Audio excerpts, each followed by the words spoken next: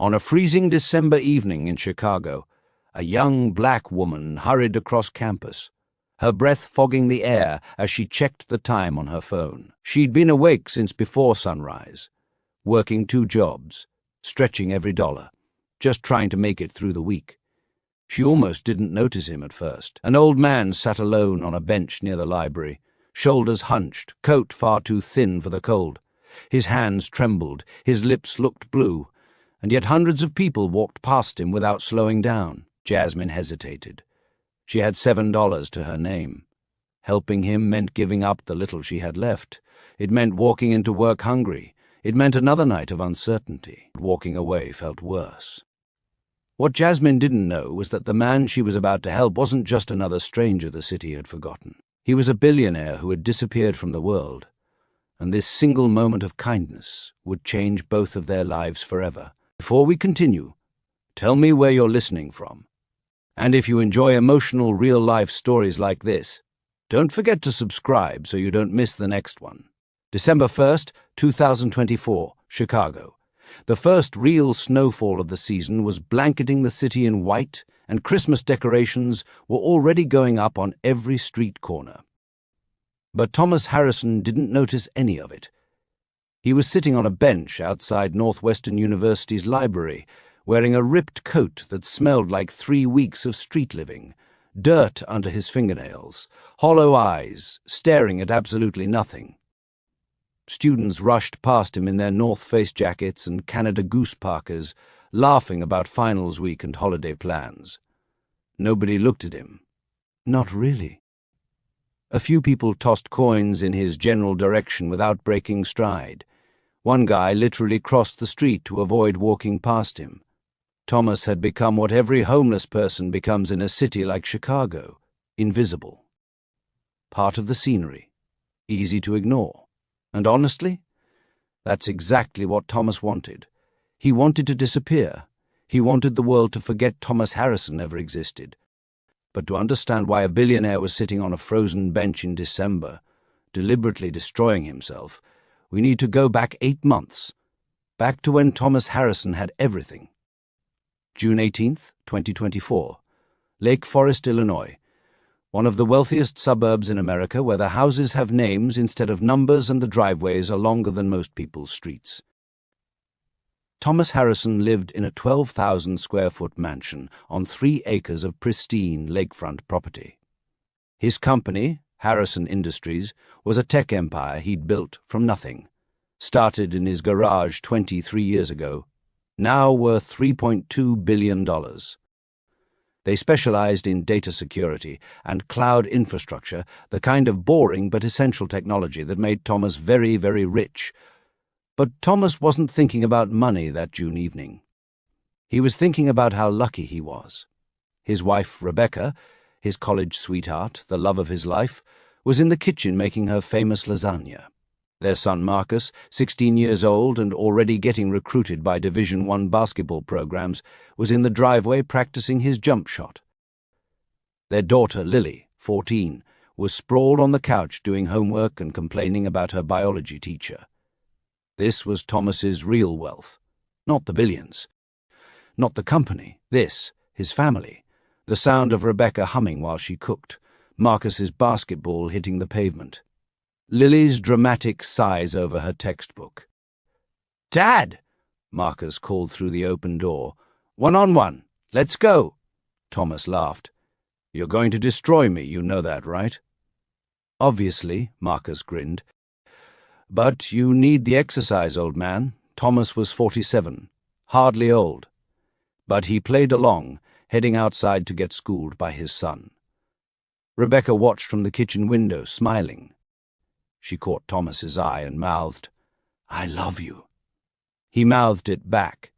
That was 6:30 p.m. By 8:15 p.m., Thomas Harrison's entire world was gone. They'd decided to go out for ice cream. Just a random Tuesday night decision.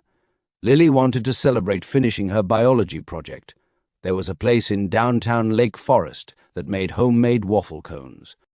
Rebecca drove. She always drove because she said Thomas drove like a scared grandmother. The kids were in the back seat arguing about whether chocolate or vanilla was superior. Completely normal. Completely mundane. The kind of moment you never think twice about because you assume you'll have 1,000 more just like it. They were on Route 41, heading south, when a pickup truck crossed the center line doing 70 miles an hour. The driver was later found to have a blood alcohol level 3 times the legal limit. He'd been at a bar since noon. The collision was head-on. Rebecca died on impact. The coroner told Thomas later that she wouldn't have felt anything, like that was supposed to be comforting. Marcus and Lily were rushed to Northwestern Memorial Hospital. Thomas rode in the ambulance with Marcus, holding his son's hand, begging him to hold on.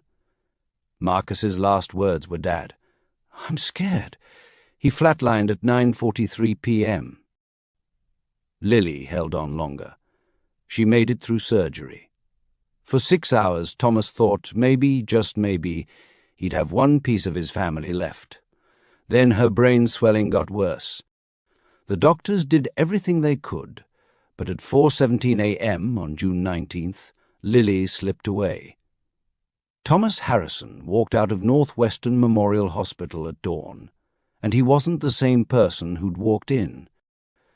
That man, the CEO, the husband, the father, died in that hospital. What walked out was just a shell. A ghost wearing Thomas Harrison's face. The funeral was on June 22nd. Over 500 people attended. Business partners, employees, friends, neighbors. Everyone said the same useless things. "I'm so sorry for your loss. They're in a better place. Time heals all wounds." Thomas stood there in his black suit, shaking hands, accepting condolences, and feeling absolutely nothing. Numb, empty, broken in a way that couldn't be fixed. After the funeral, people expected Thomas to grieve for a while and then get back to work. That's what successful people do, right? They compartmentalize. They push through. They find purpose in their work. But Thomas didn't want purpose. He didn't want to push through. He wanted to stop existing. For 2 weeks, he stayed in that massive empty house, walking through rooms that still smelled like Rebecca's perfume, past Marcus's basketball trophies, Lily's art projects on the refrigerator. Every single thing was a reminder of what he'd lost. Every silence screamed their absence. His assistant called daily. His board of directors sent urgent emails. His company needed him, but Thomas couldn't bring himself to care. What was the point? He'd spent 23 years building an empire for what? To give his family a good life. They were gone. To leave a legacy for his children? They were gone. Money meant nothing. Success meant nothing. The only things that mattered were buried in Lake Forest Cemetery. On July 3rd, Thomas made a decision. He didn't want to die. Not exactly. Suicide felt too deliberate, too much like giving up. But he didn't want to live as Thomas Harrison anymore either. That life was over. That person was dead. So he left. He withdrew $5,000 in cash from an ATM, left his phone, his wallet, his credit cards on the kitchen counter. Walked out of his mansion and just kept walking. He didn't tell anyone. Didn't leave a note. He just disappeared. For weeks, he wandered Chicago, slept in shelters when he could get a bed, on park benches when he couldn't. He stopped shaving, stopped bathing regularly, let his expensive clothes get dirty and torn, lost weight from not eating, became exactly what he looked like, just another homeless man the city had chewed up and spit out. And it was almost peaceful. Nobody recognized him. Nobody expected anything from him. He could just exist, barely, quietly, waiting for the cold or the hunger or something else to finally finish what the drunk driver started. By November, Thomas had settled into a routine of sorts. He'd found a bench outside Northwestern University's library that was relatively sheltered from the wind. Students came and went all day, but they never bothered him. Perfect invisibility. That's where he was on December 1st when everything changed. Jasmine Cole was having the worst day of her life. Actually, that wasn't quite true. She'd had worse days. Like the day her father died 2 years ago. That was definitely worse. But today was still pretty terrible. She'd woken up at 4:30 a.m. in the tiny, freezing attic bedroom of what used to be her father's house. Her stepmother, Patricia, had deliberately turned off the heat to the 3rd floor again. Some petty punishment for Jasmine talking back the night before. Talking back, in this case, meant asking if she could have some of the leftover dinner, instead of just eating the scraps. Jasmine had gotten dressed in the dark, so she wouldn't wake Patricia and her stepsisters Bethany and Morgan, whose bedrooms were on the 2nd floor in what used to be guest rooms. What used to be Jasmine's childhood bedroom was now Morgan's closet expansion space. Because, apparently, one walk-in closet wasn't enough. She'd left the house by 5 a.m. to catch 2 buses to her first job, the opening shift at a Walmart in Skokie. She worked there from 6 a.m. to 11 a.m., then took another bus to Northwestern for her 12:30 p.m. class. After class, she had exactly 45 minutes to get to her second job at a Starbucks near campus, where she worked from 3 p.m. to 8 p.m. Her schedule was like this 6 days a week. Sundays were for homework and chores. Patricia had a whole list of things Jasmine was expected to clean each week. The bathrooms, the kitchen, the entire 1st floor, Bethany and Morgan's rooms, even the garage. This was her life now. And it was nothing like what her father had wanted for her. Jasmine's father, Marcus Cole, had been a high school history teacher in Evanston. Not wealthy by any means, but comfortable. He'd saved carefully his whole life, owned a modest house outright, and had a decent life insurance policy. He'd dreamed of Jasmine going to college, maybe becoming a teacher like him, or a social worker, something where she could help people. Then came the cancer diagnosis. Stage 4 pancreatic cancer. He had 6 months. Jasmine was 21, in her junior year at Northwestern on partial scholarship. Marcus spent his last months trying to make sure Jasmine would be okay. He had about $400,000 total, the house, savings, life insurance. All of it was supposed to go to Jasmine. But Marcus had remarried 3 years earlier, after being widowed when Jasmine was in high school. Patricia seemed nice enough at first, a widow herself with 2 daughters around Jasmine's age. Marcus thought he was giving Jasmine a family again. He had no idea what Patricia really was. After Marcus died, Patricia convinced Jasmine to let her help manage the estate. Jasmine was grieving, overwhelmed with school and grief, and she trusted Patricia. Stupid. So incredibly stupid. Within 6 months, Patricia had systematically taken control of everything. She claimed the house needed expensive repairs. There went $50,000. She said property taxes were due, another chunk gone. She convinced Jasmine to put her name on the bank accounts just in case something happened. Then slowly, methodically, Patricia drained everything. Meanwhile, life in the house changed. Patricia and her daughters Bethany and Morgan treated Jasmine less like family and more like hired help. They moved into the bigger bedrooms, started asking Jasmine to do chores, then demanding it, then punishing her if she didn't. Jasmine's bedroom became the attic. Her meals became leftovers. Her stepfamily wore designer clothes and went to expensive restaurants, while Jasmine worked 2 jobs just to afford textbooks. And the worst part, Jasmine couldn't prove any of it. Patricia was careful.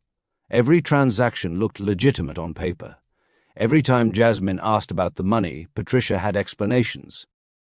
And when Jasmine pushed harder, Patricia would get cold. You want to challenge me in court? Go ahead, hire a lawyer. Oh, wait, you can't afford one, can you? And if you make a fuss, I'll kick you out. Then where will you live? How will you finish school? So Jasmine stayed quiet, kept her head down, worked her jobs, went to her classes, survived. She was so close. Just one more semester. If she could just make it to May, she'd graduate with her degree in social work. She could get a real job, move out, escape. Just 5 more months. But on December 1st, Jasmine was reaching her breaking point. She'd been working since 5 a.m., running on 4 hours of sleep and a granola bar. Her Walmart shift had been brutal. Holiday season meant angry customers and impossible demands. Then she'd been late to class because the bus broke down. Now she was standing outside the library, checking her bank account on her phone and feeling her stomach drop. $7.32. That was all she had until Friday's paycheck. 3 more days. She'd already worked 45 hours this week between both jobs, but Northwestern only allowed student workers 20 hours per week per job, so she was paid bi-weekly. This was her reality. Jasmine closed her eyes and took a deep breath. She could do this. She'd done it before. 3 days. She could stretch $7 for 3 days. Rice, ramen. She'd be fine. That's when she saw him, the old man on the bench. She'd seen him before over the past few weeks, always in the same spot, but today something was different. He was shivering violently. His lips looked blue. The temperature had dropped to 22 degrees, and he was sitting there in a thin jacket with holes in it, literally shaking. Jasmine stood there, books in her arms, exhausted beyond belief, with $7 to her name, and she couldn't look away. Everyone else was rushing past. Hundreds of students and faculty walking by every hour, and nobody stopped. Nobody even looked. Her dad's voice echoed in her head, something he used to say all the time. "Baby girl, we're all just people. Some of us get lucky, some don't. But we all deserve dignity. We all deserve to be seen." Jasmine looked at her phone. She had 12 minutes before her shift at Starbucks started. She looked at the $7 in her bank account. Then she walked over to the bench.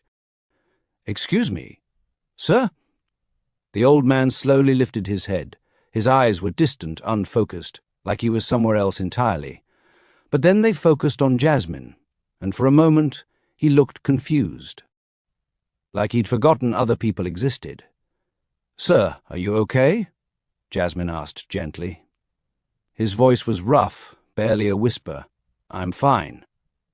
Jasmine could see he was very much not fine. "When's the last time you ate something?" The old man didn't answer, probably couldn't remember. Jasmine made a decision. "Stay right here, okay? I'm going to get you something to eat. Just, please, stay here." She ran across the street to the MC Donald's, her mind calculating quickly. She had to leave enough for bus fare, had to leave enough for tomorrow, but she couldn't leave him like this. She ordered a MC chicken sandwich, a small fries and a bottle of water. $3.67.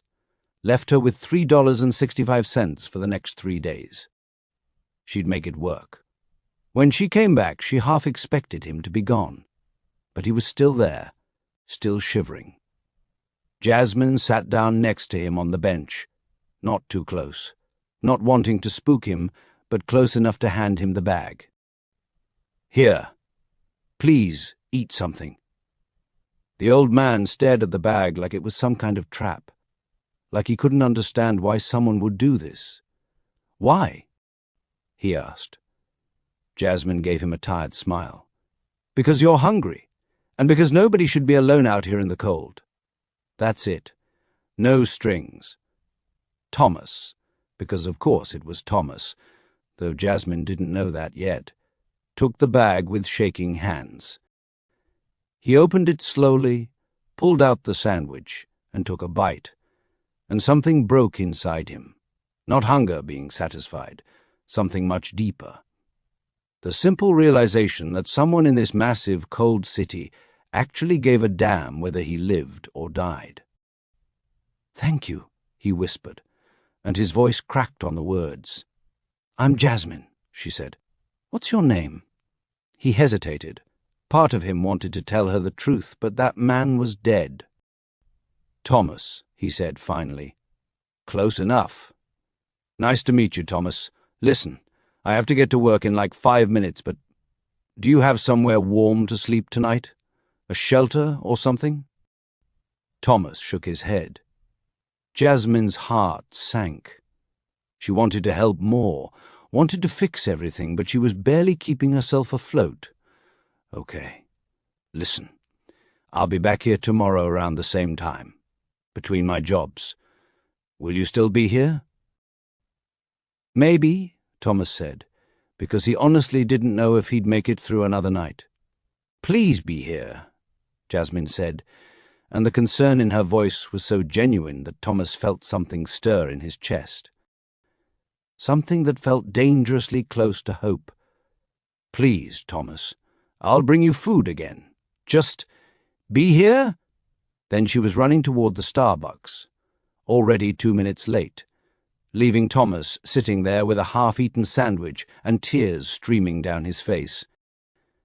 For the first time in 6 months, Thomas Harrison cared about seeing tomorrow, not because he wanted to live, but because he didn't want to disappoint the girl who'd bothered to stop.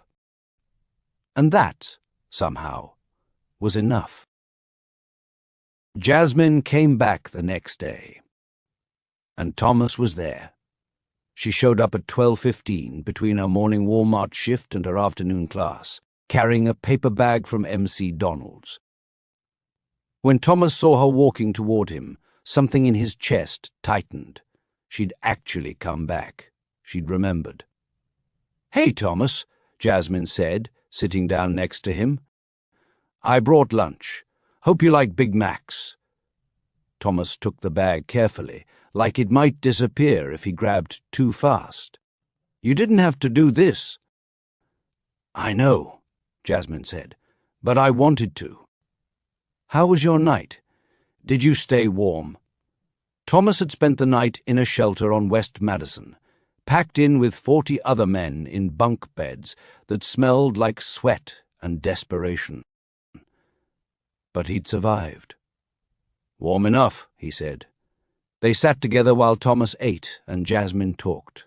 She told him about her morning, about the customer at Walmart who'd screamed at her because they were out of some specific Christmas decoration, about her upcoming final exam in her social welfare policy class, about how she was exhausted but couldn't afford to slow down. Thomas listened to every word. He'd spent months barely hearing anything, existing in a fog of grief and numbness.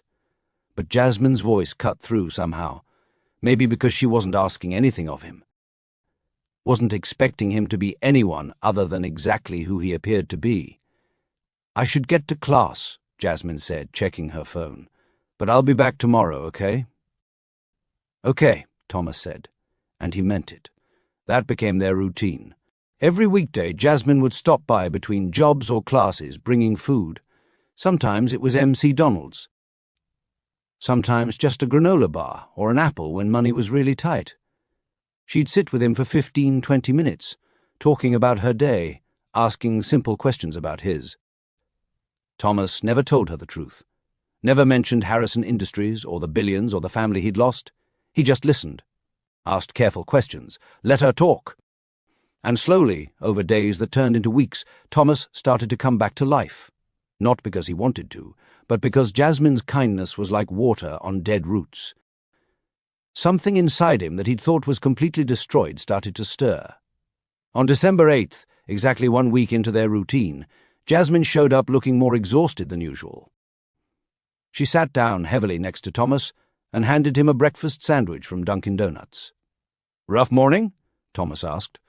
He was getting better at reading her moods. "Rough life," Jasmine said with a bitter laugh. Then she caught herself. "Sorry, I shouldn't complain to you. You've got real problems." "Your problems are real too," Thomas said firmly. "Talk to me." So Jasmine did. She told him about her morning, about how Patricia had woken her up at 4 a.m., screaming that Jasmine had forgotten to clean the guest bathroom the night before. Never mind that Jasmine had worked until 11 p.m. and had barely gotten 4 hours of sleep. Patricia didn't care. She'd made Jasmine clean the entire bathroom right then, at 4 a.m, before her shift started. "She does this thing," Jasmine said quietly, "where she finds reasons to punish me. Always something small. I left a dish in the sink. I forgot to take out the recycling. I didn't fold the towels the right way. Then she uses it as an excuse to make my life harder. Turn off my heat. Take away kitchen privileges. Lock the bathroom so I have to use the one in the basement." Thomas felt anger rising in his chest, the first strong emotion besides grief he'd felt in months. "That's abuse." "I know," Jasmine said. "But what can I do? I confronted her last week, asked her point blank about my dad's money, where it all went. She laughed at me, Thomas, literally laughed, and said, 'You think you're going to sue me? With what money? You can barely afford to eat.' And she's right. I have nothing. No proof, no resources, no power." "You could go to legal aid," Thomas suggested carefully. "I tried," Jasmine said. "They're backed up for months. Even if I could get an appointment, Patricia would kick me out the second she found out. I'd be homeless. I'd have to drop out of school. Everything my dad worked for, everything he wanted for me, would be gone. So I survive. 4 more months. I graduate in May. I get a job. Then I can escape." She wiped her eyes quickly, embarrassed. "Sorry. I don't know why I'm dumping all this on you." "Don't apologize," Thomas said. "Ever. You're the only person who's treated me like a human being in months. The least I can do is listen." Jasmine looked at him, really looked at him, and Thomas saw something shift in her expression. "Can I ask you something?" "Sure. What happened to you? You don't have to tell me if you don't want to." "But I don't know. You seem different from other people out here. The way you talk, the way you carry yourself. Something happened, didn't it?" Thomas was quiet for a long moment. Part of him wanted to shut down, to keep his walls up. But Jasmine had been so honest with him. She deserved something real in return. "I lost my family," he said finally. "Car accident. My wife and both my kids. All at once." Jasmine's hand flew to her mouth. "Oh my God, Thomas. I'm so sorry." "It was 8 months ago," Thomas continued, his voice flat. "June. 1 minute I had everything, the next minute I had nothing. And I couldn't keep going, couldn't keep living in that life, in that house, with all those memories. So I left, walked away from everything." "Where was this?" Jasmine asked gently. "Lake Forest," Thomas said, close enough to the truth. Jasmine was quiet for a moment, processing. Then she said something that hit Thomas harder than anything else could have. "You must have loved them so much."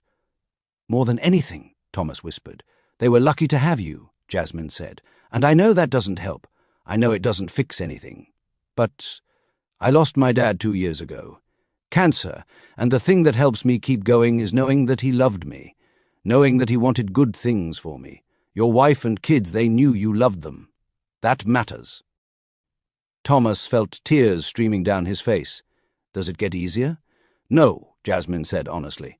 "It just gets different. Some days are okay. Some days it hits you all over again. But you learn to carry it.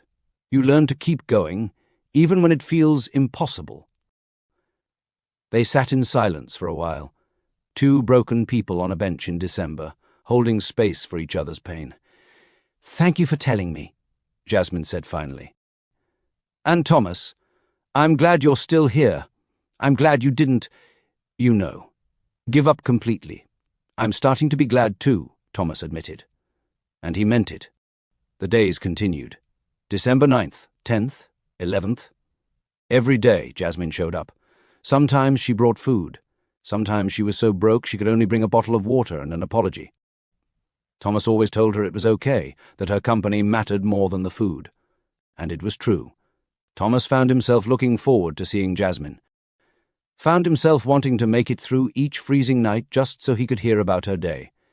She was like a lifeline pulling him back to the world of the living. On December 14th, Jasmine showed up agitated. She sat down next to Thomas and immediately launched into a story. "You won't believe what happened this morning," she said. Morgan. That's one of my stepsisters. She got a new car. A brand new BMW 2025 model. Do you know how much those cost? Thomas knew exactly how much they cost. He'd almost bought one for Marcus before the accident. Around $60,000, he said. $60,000, Jasmine repeated.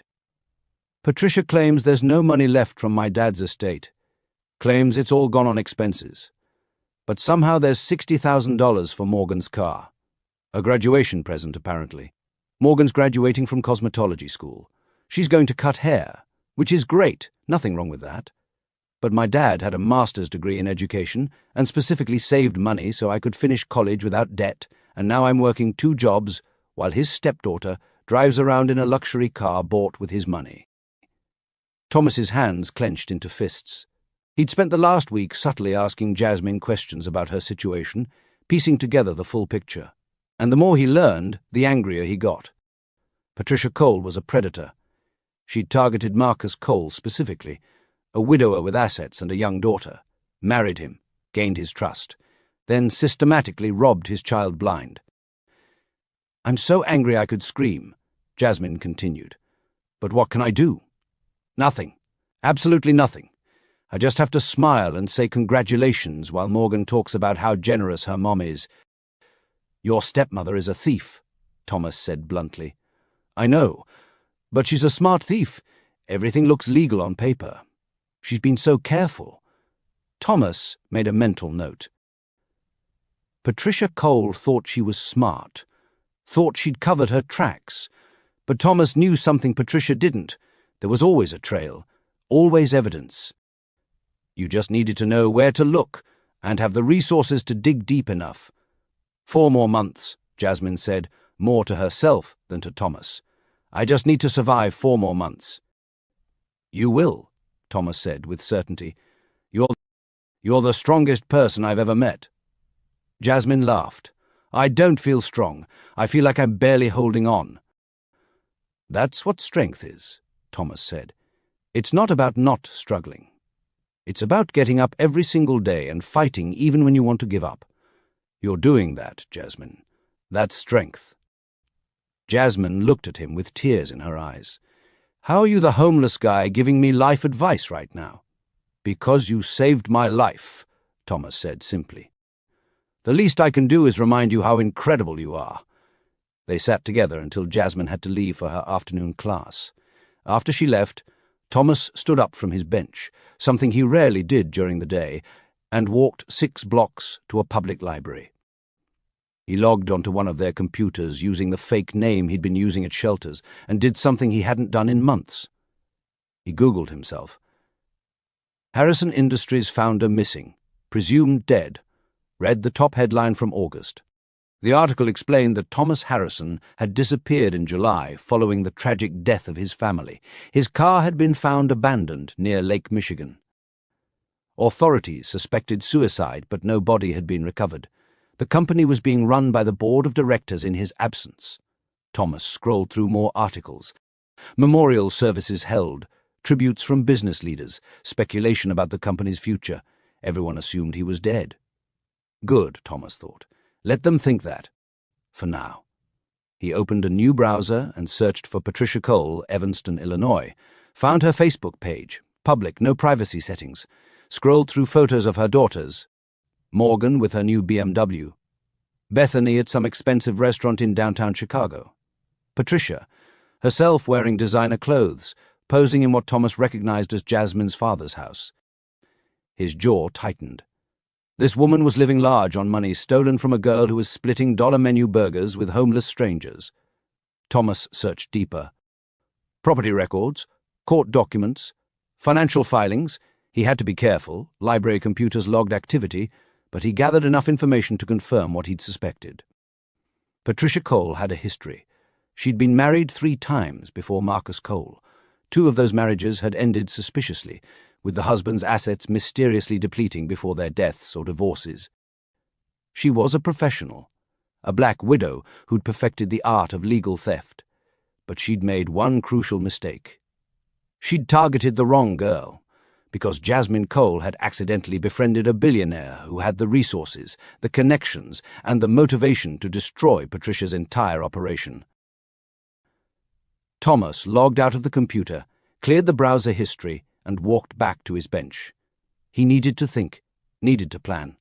He couldn't reveal himself to Jasmine yet. She'd be hurt that he'd lied, and rightfully so. But more than that, she'd never accept help from a billionaire. She was too proud, too independent. She'd insist she could handle it herself. No.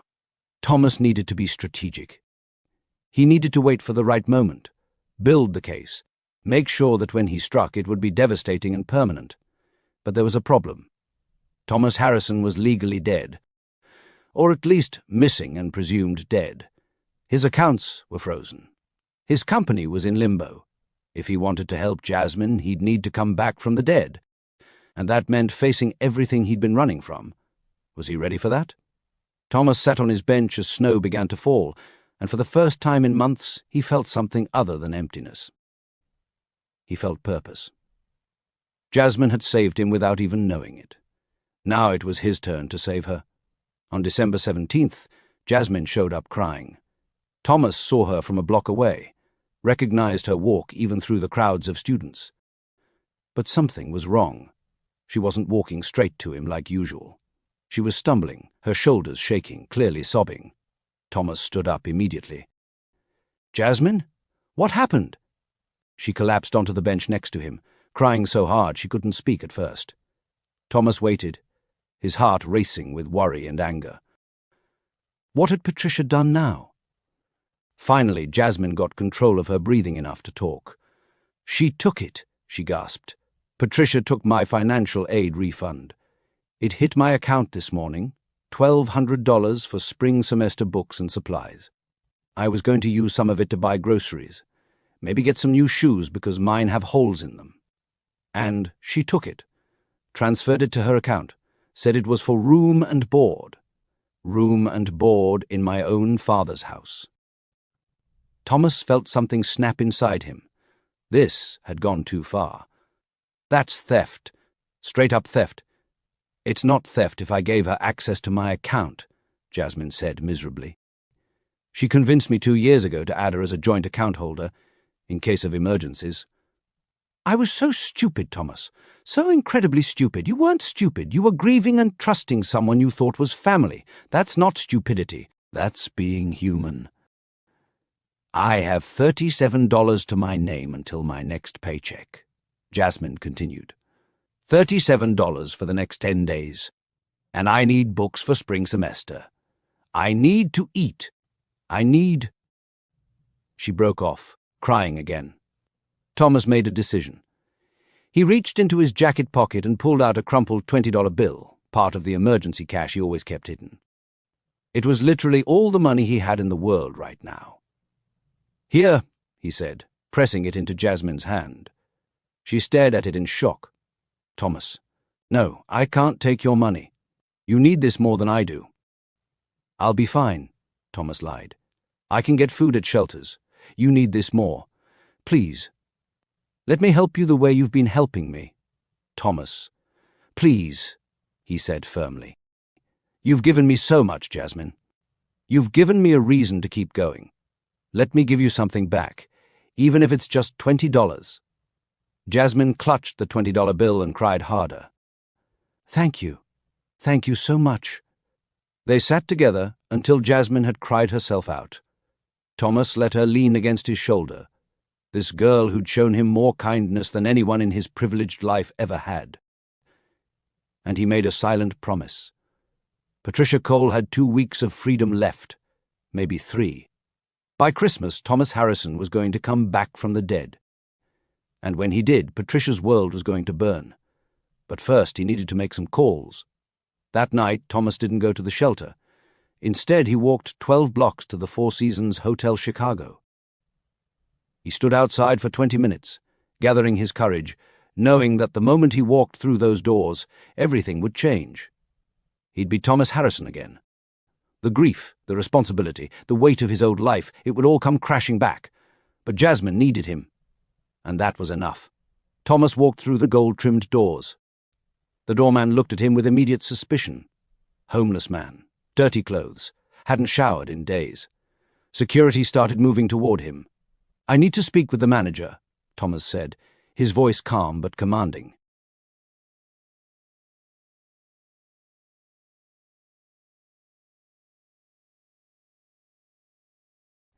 It was the first time in months he'd used his CEO voice, and it came back instantly. "Sir, I'm going to have to ask you to leave," the security guard began. "My name is Thomas Harrison," Thomas interrupted. "I'm the founder and CEO of Harrison Industries. I've been missing for 6 months. I need a room, and I need you to contact my attorney, David Chen, at Chen and Associates. His number is 773-5525-0123. Tell him Thomas Harrison is alive and needs him immediately." The manager, who'd been approaching with a forced smile, stopped dead.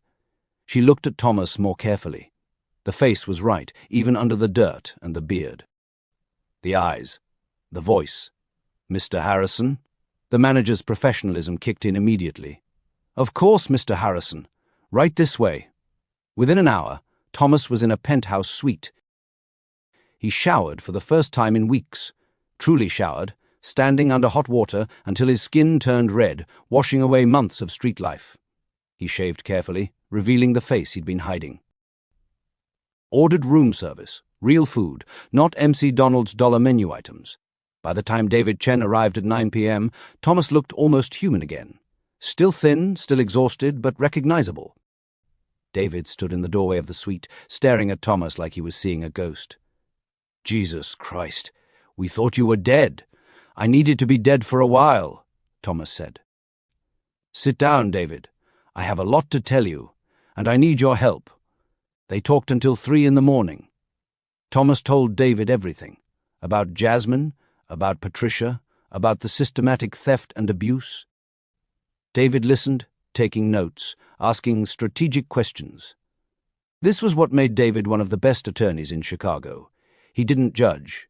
He didn't ask unnecessary questions about why Thomas had been living on the streets. He just focused on the problem that needed solving. "Patricia Cole is good," David admitted. "Everything she did technically appears legal on the surface. Joint bank accounts, power of attorney during Marcus Cole's illness, estate management agreements. But if we dig deeper, I guarantee we'll find fraud. The question is, can we prove it before Jasmine graduates and moves out?" "We have 4 months," Thomas said.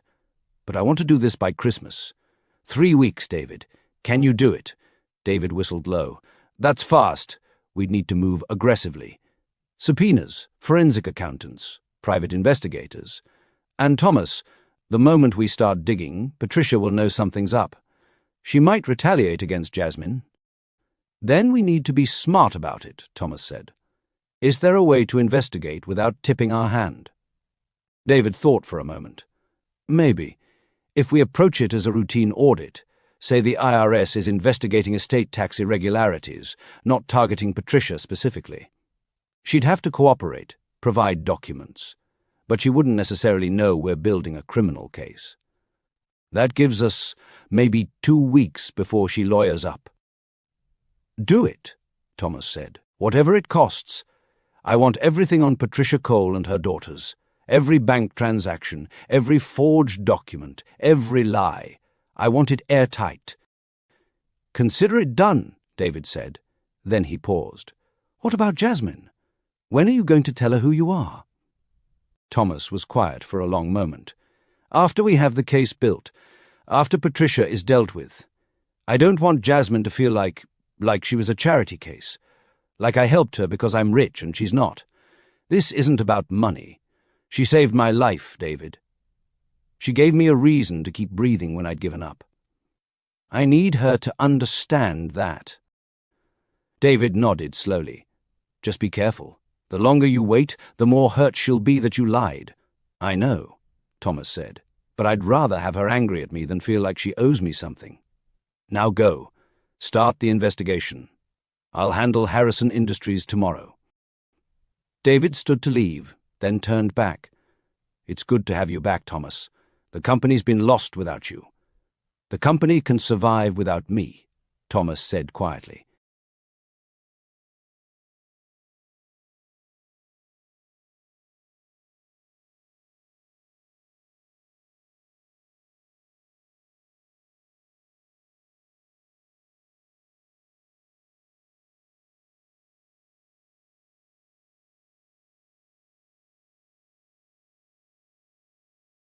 But I couldn't survive without finding a reason to live. Jasmine gave me that. Now I need to give her justice.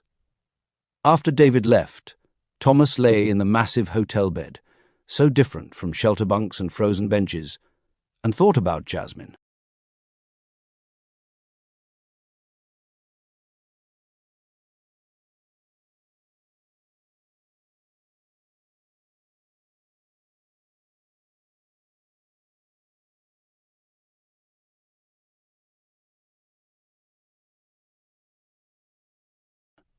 Tomorrow was December 18th.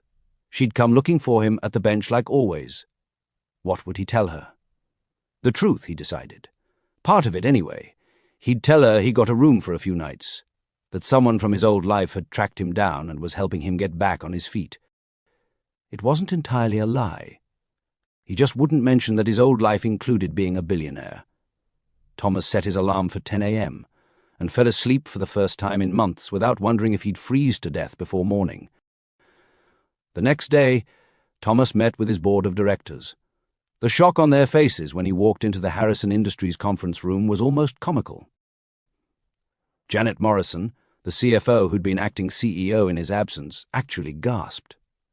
"Thomas! Oh my God, you're alive! I'm alive!" Thomas confirmed, taking his seat at the head of the table. "I apologize for my absence. I needed time to grieve, but I'm back now, and we have work to do." The board meeting lasted 4 hours. Thomas reviewed everything that had happened in his absence. The company was stable, but directionless. They'd been operating on autopilot, maintaining existing contracts, but not pursuing new opportunities. Revenue was flat. Employee morale was low. Harrison Industries needed its founder back. "I'm resuming my position as CEO effective immediately," Thomas announced. "But I'll need your support. The next few weeks are going to be unusual. I have personal matters to attend to that will require my attention. Janet, I need you to continue handling day-to-day operations while I focus on something important." "Of course," Janet said. "Whatever you need, Thomas. We're just glad you're alive." After the meeting, Thomas pulled Janet aside. "I need complete discretion on this. I'm about to do something that might generate media attention. When it does, I need Harrison Industries to maintain a no-comment stance. Can you handle that?" "Absolutely," Janet said. "Is everything okay?" "It will be," Thomas said. "I'm helping someone who needs it. That's all you need to know." By noon on December 18th, Thomas's resurrection was complete. He'd reclaimed his company, activated his frozen accounts, and set multiple investigations in motion. David had already deployed a forensic accounting team to examine Patricia Cole's finances under the guise of an IRS audit. Private investigators were tracking her movements, documenting her spending patterns, interviewing neighbors.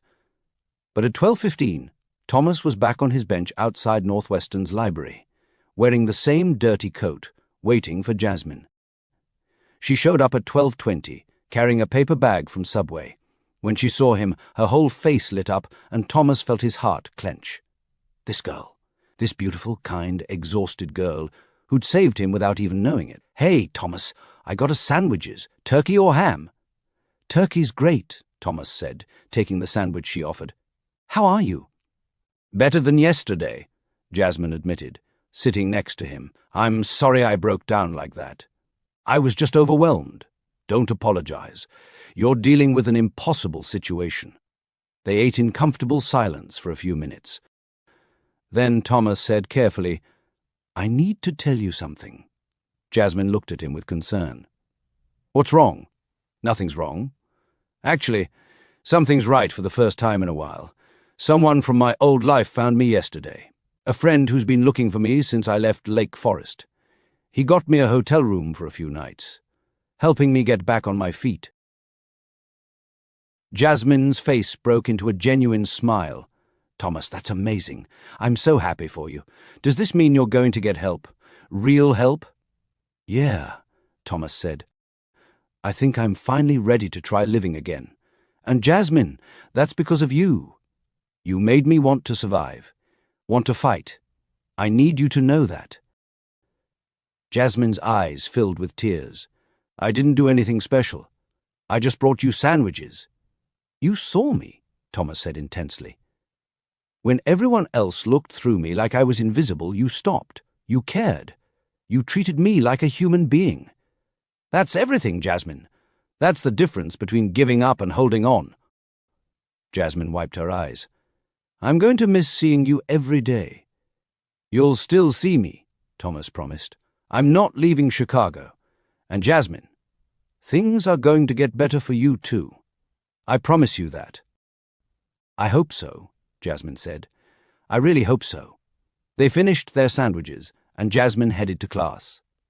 Thomas watched her go, then walked back to the Four Seasons. He had work to do. Over the next 3 days, David's team worked around the clock. The forensic accountants tore through Patricia Cole's finances like sharks through blood. And what they found was even worse than Thomas had suspected. Patricia hadn't just stolen from Jasmine. She'd done this before. Twice before, in fact. 2 previous husbands, both dead now, both estates mysteriously depleted. The first husband, Richard Warner, had died of a heart attack at 53, leaving behind a 20-year-old daughter from his first marriage who'd been systematically cut out of his will. The second husband, James Brennan, had died in an accidental fall at 61, leaving behind 2 sons who'd received almost nothing.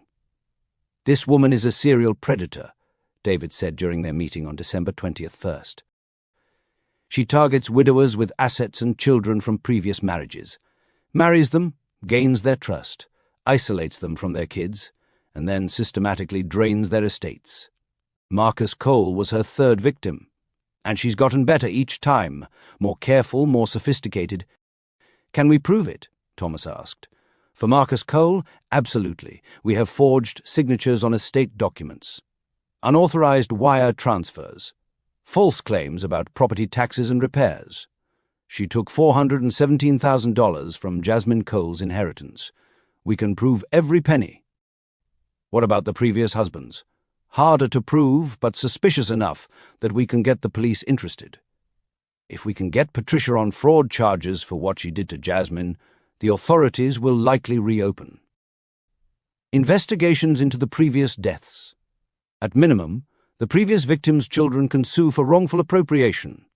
Thomas leaned back in his chair, satisfaction washing through him. So we have her. We have her, David confirmed. The question is timing. When do you want to strike? Thomas thought about Jasmine, about how she'd been counting down the days until graduation, believing she had to survive 4 more months of abuse. About how she'd split her last meal with him, about how Patricia had stolen her Christmas. Christmas Day, Thomas said. I want Patricia Cole arrested on Christmas Day. I want her to spend Christmas in jail, thinking about every person she's destroyed. Can you arrange that? David smiled grimly. I'll call the state's attorney. Given the evidence and flight risk, we can get an arrest warrant. But Thomas, what about Jasmine? She needs to know what's happening before the police show up. I'll tell her, Thomas said. On Christmas Eve, I'll tell her everything. The next 3 days were a blur of activity. Thomas coordinated with David, with the police, with private investigators. He also reached out to the children of Patricia's previous victims, Richard Warner's daughter, now in her 30s and still traumatized by losing her father and her inheritance. James Brennan's sons, who'd spent years believing their father didn't love them because he'd left them nothing. Thomas explained what they'd discovered, offered them the resources to sue for restitution, watched as people who'd been wounded by Patricia Cole for years finally saw a path to justice. But through it all, Thomas kept his promise to Jasmine. Every day at 12:15, he was on that bench, wearing his homeless disguise, being her friend, listening to her talk about finals, about Patricia's latest cruelty, about her dreams for after graduation. And every day Thomas felt worse about lying to her. But he reminded himself this wasn't about his guilt. This was about giving Jasmine justice before revealing the truth. She deserved that. On December 23rd, Jasmine showed up looking more defeated than Thomas had ever seen her. "What happened?" he asked immediately. "Patricia told me I can't be at the house for Christmas," Jasmine said, her voice hollow. "She said I disrespected her by asking for $20 to buy groceries." $20, Thomas. "That's all I asked for. And she told me I'm not welcome for Christmas dinner, not welcome to celebrate in my own father's house. She changed the locks. I literally cannot go home." Thomas felt rage unlike anything he'd experienced since the accident. This was it. This was the final straw. "Where will you go?" "I'll figure something out," Jasmine said, but she was barely holding it together. "Maybe I'll stay at the library, or find a coffee shop that's open. I don't know. I thought I could handle 4 more months, but Thomas, I'm so tired. I'm so tired of fighting and surviving and pretending everything's okay when it's not." "Jasmine, I need to tell you something," Thomas started. "It's okay," Jasmine interrupted, forcing a smile. "You don't need to try to fix this. I'll be fine. I always am. At least I'll have you, right? We can spend Christmas together? 2 people with nowhere else to go?" She pulled out 2 gas station sandwiches and 2 candy canes, probably purchased with the last of her money. "Merry early Christmas, Thomas," she said, her voice breaking. Thomas took the sandwich, but inside he was making a decision. He couldn't wait another day. Jasmine needed to know the truth now. "Jasmine, tomorrow is Christmas Eve. Can you meet me somewhere? Not here at the bench. Somewhere else. I need to show you something important." Jasmine looked confused. "Show me what?" "Please, trust me. Meet me at Harrison Industries tomorrow at noon. It's downtown, 301 East Wacker Drive. Can you do that?" "Harrison Industries? Thomas, what?" "Please," Thomas said. "I know I'm asking a lot, but I promise everything will make sense tomorrow. Will you come?" Jasmine studied his face, clearly confused and worried, but she nodded. "Okay, I'll be there. Thank you," Thomas said. "And Jasmine, bring an overnight bag. You're not spending Christmas alone." That night, Thomas barely slept. He'd planned everything carefully, where he'd tell Jasmine the truth, what he'd say, how he'd help her understand why he'd lied. But he was still terrified. Terrified that she'd hate him. Terrified that he'd lose the one good thing that had come out of his grief. But this wasn't about him. This was about Jasmine, about giving her justice, about showing her that kindness, real kindness, the kind she'd shown him, gets rewarded. On December 24th at 11:30 a.m., Thomas stood in his office on the 63rd floor of Harrison Industries, wearing a tailored suit, clean-shaven, looking every inch the billionaire CEO he was. David stood next to him, along with Janet Morrison and building security. They were ready. At exactly noon, reception called up. "Mr. Harrison, there's a young woman here to see you. Jasmine Cole." "Send her up," Thomas said, his heart pounding. The elevator ride from the lobby to the 63rd floor took 90 seconds. Thomas watched the floor numbers climb on the display panel, counting down to the moment everything changed. The elevator doors opened, and Jasmine stepped out. She was wearing her worn winter coat, carrying a backpack that probably contained everything she owned. She looked exhausted, confused, and completely out of place in the marble and glass luxury of Harrison Industries' executive floor. She saw Thomas standing there in his suit, and her face went through a dozen emotions in 3 seconds. Confusion, recognition, shock, disbelief, hurt. "Thomas?" she whispered. "Hello, Jasmine," Thomas said softly. "I know you have questions. I know you're probably angry. But please, let me explain everything." Jasmine just stood there, frozen. Thomas could see her mind working, piecing it together. The man on the bench, the CEO of Harrison Industries. Same face, same eyes, same voice. You're Thomas Harrison," she said. "The billionaire, the one who was missing. That was you. Yes, you've been lying to me this entire time." Yes. Jasmine's face crumpled. Why? Why would you do that? Was this some kind of game to you? Some rich person's experiment to see how the poor people live? No, Thomas said firmly, stepping toward her. Jasmine, please let me explain. Stay back, Jasmine said, tears streaming down her face. You let me feed you my last meals. You took $20 from me when I was broke. You sat there pretending to be homeless while you're a billionaire. How could you do that to me? Because I was homeless, Thomas said. Not in the way you think, but Jasmine, when you found me on that bench, I was waiting to die. I'd lost my family. I'd lost everything that mattered to me. I had billions of dollars, and none of it meant anything because my wife and children were gone. I walked away from my life because I couldn't bear to live it anymore. And then you showed up. He took a careful step closer. You fed me when I was hungry. You sat with me when I was alone. You treated me like a human being worth caring about. You saved my life, Jasmine. And I didn't tell you the truth because I needed you to know that this wasn't about money. It was never about money. It was about you seeing me when I was invisible. About you caring when nobody else did. You still lied, Jasmine said, but her voice was softer now. I did, and I'm sorry. But Jasmine, there's more you need to know. I didn't just bring you here to confess. I brought you here because... Thomas gestured to David, who stepped forward with a folder. Jasmine Cole, David said formally. My name is David Chen. I'm Thomas Harrison's attorney. For the past week, we've been investigating your stepmother, Patricia Cole.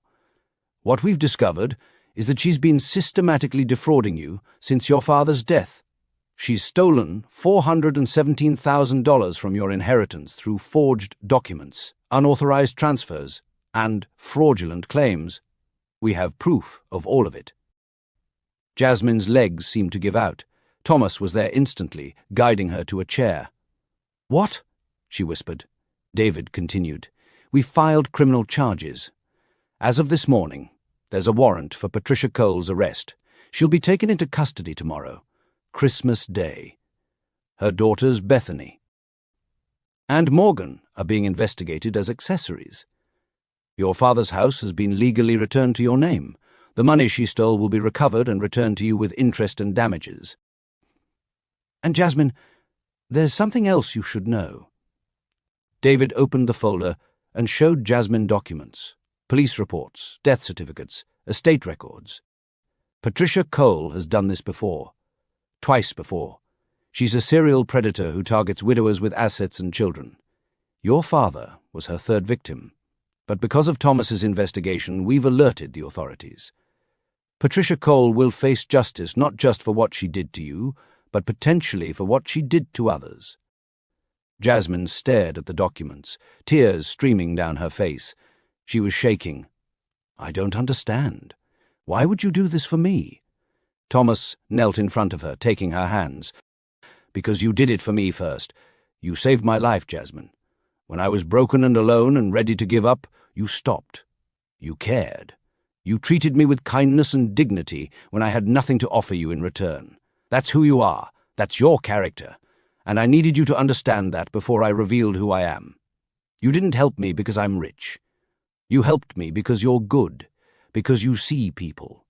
Really see them. I don't know what to say, Jasmine whispered. You don't have to say anything, Thomas said gently.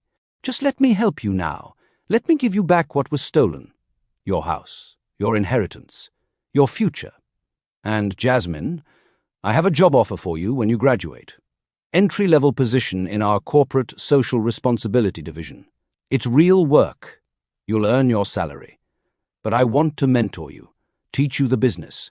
Because someday, when I'm ready to step back again, I want someone with integrity and compassion running this company. Someone like you. Jasmine looked around at the office, at David, at Thomas kneeling in front of her. Everything she'd believed about her life had just been turned upside down. This is too much. I can't accept all this. You can, Thomas said, because you've earned it, not by helping me, though God knows you did, but by being exactly who you are. Strong, kind, resilient. The world tried to break you, and you refuse to break. That deserves to be rewarded."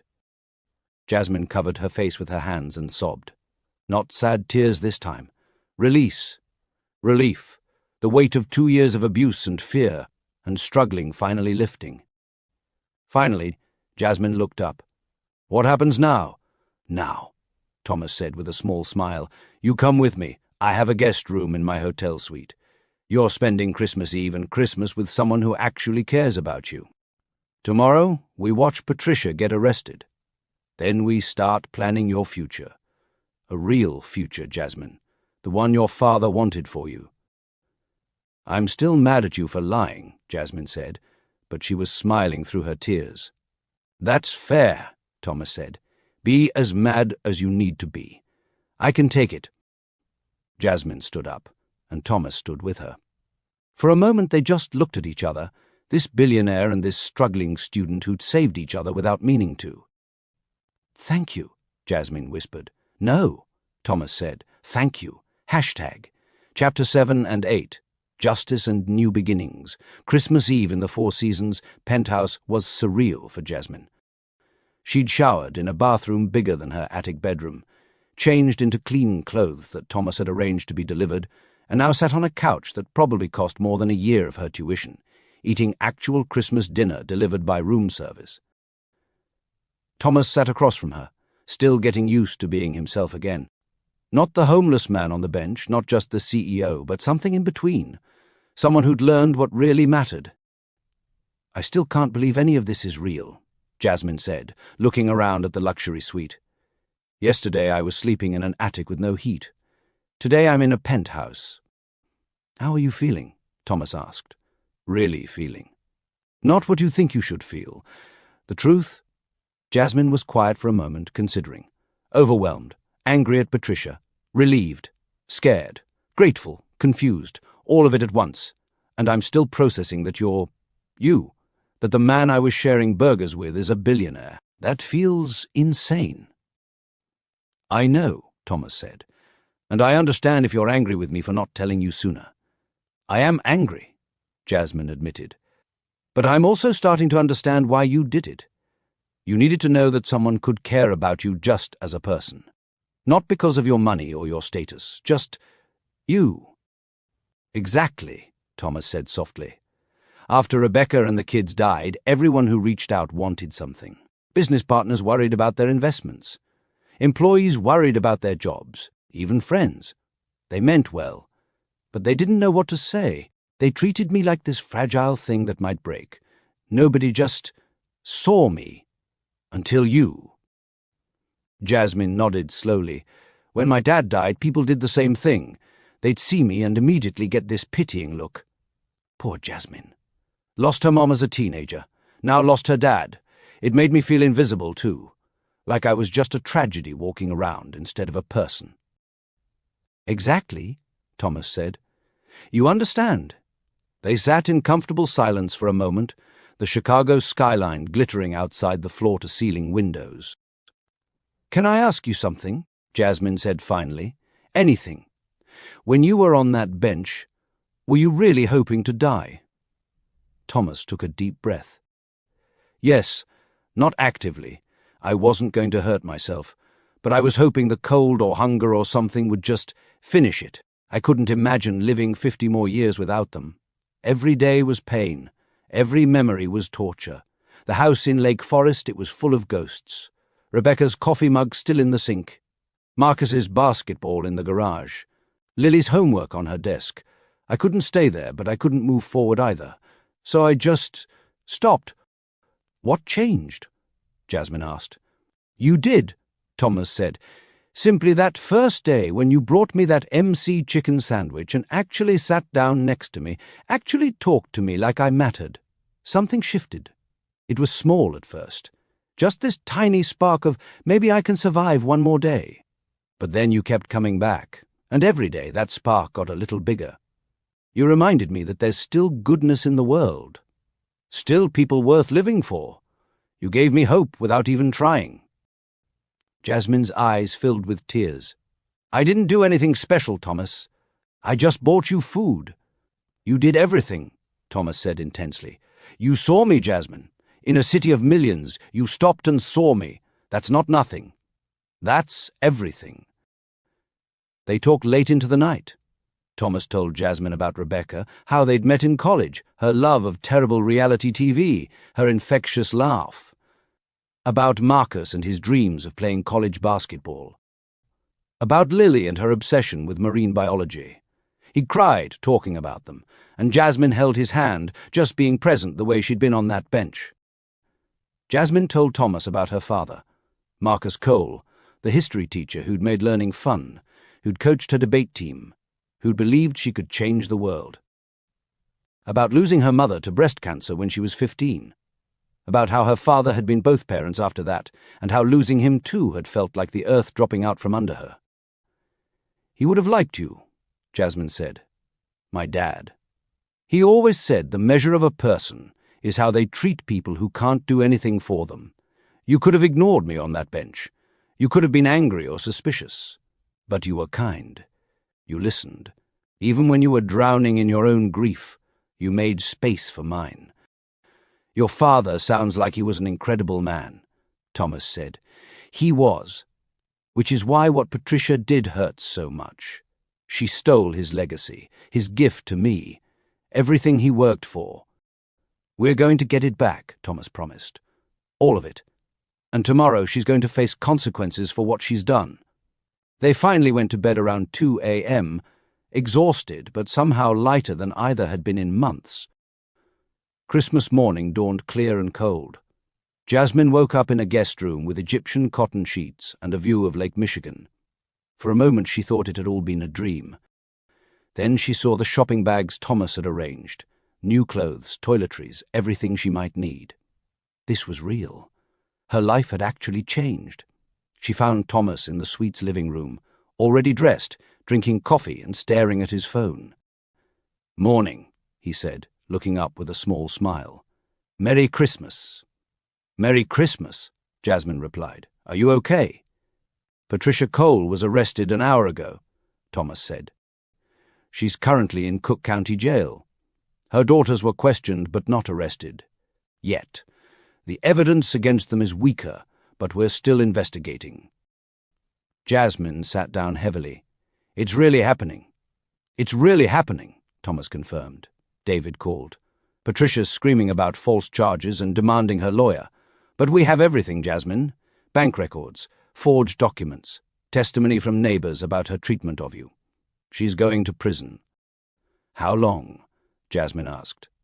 5 to 10 years if she takes a plea deal. Could be longer if she fights it and loses. And that's just for what she did to you. If they prove involvement in her previous husband's deaths, she might never get out. Jasmine should have felt triumphant. But mostly she just felt sad. She threw her whole life away for money, for stuff that doesn't even matter. Some people don't understand what really matters until it's too late, Thomas said quietly. I almost made that mistake too. Later that morning, David arrived with more updates and paperwork. The house in Evanston was legally Jasmine's again. Patricia's accounts had been frozen.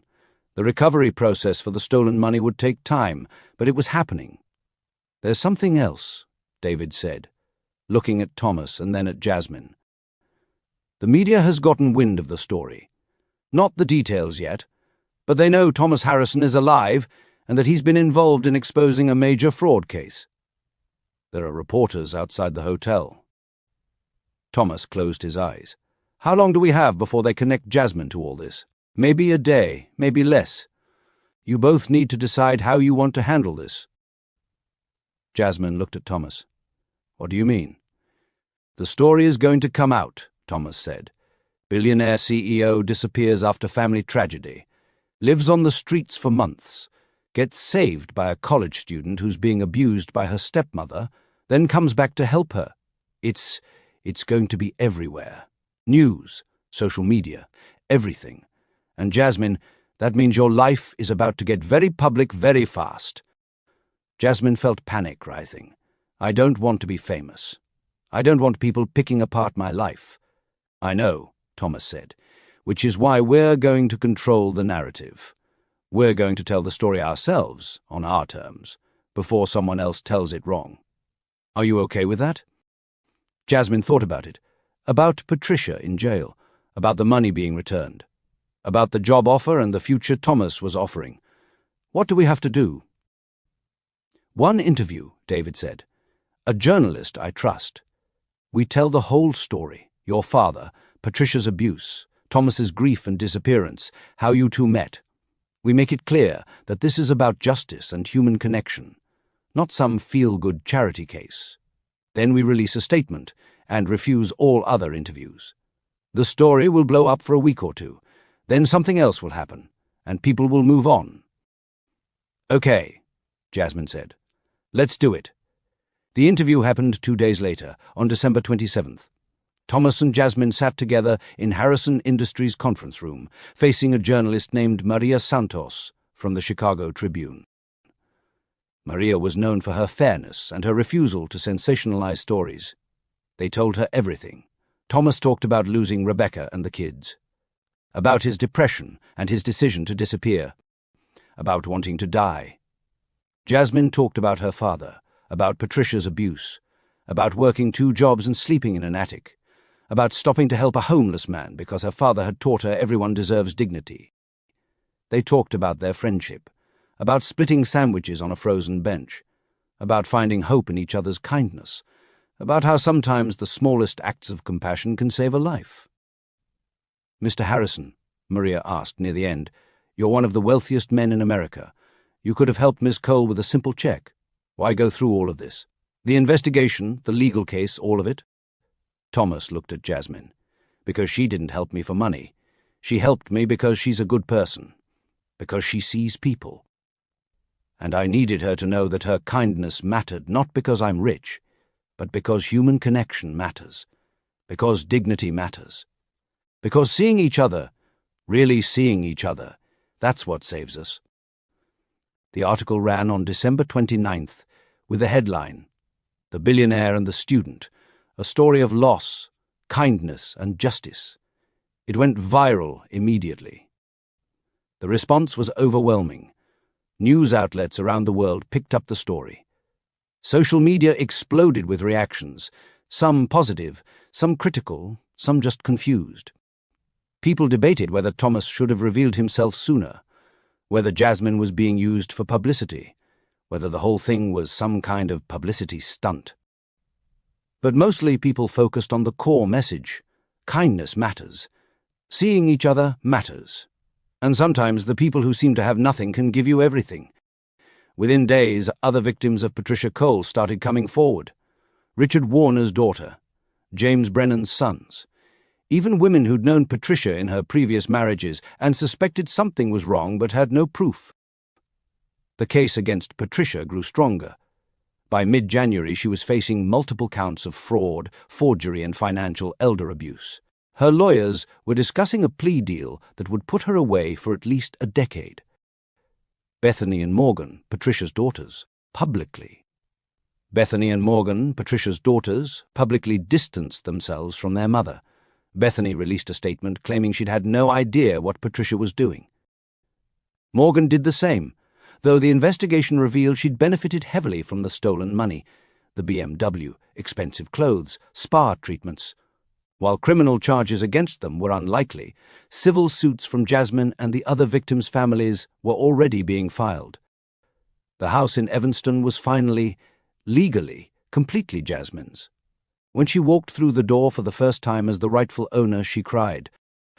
Not because of the house itself, but because she could feel her father's presence there. In the kitchen where he'd made Sunday pancakes. In the living room where they'd watched documentaries together. In the backyard where he'd taught her to garden. Thomas helped her clean out Patricia's belongings, all of it donated or thrown away. Helped her reclaim her old bedroom. Helped her make the house feel like home again. You don't have to sell it, you know, Thomas said as they painted Jasmine's old bedroom. She'd insisted on doing this herself, said it felt important.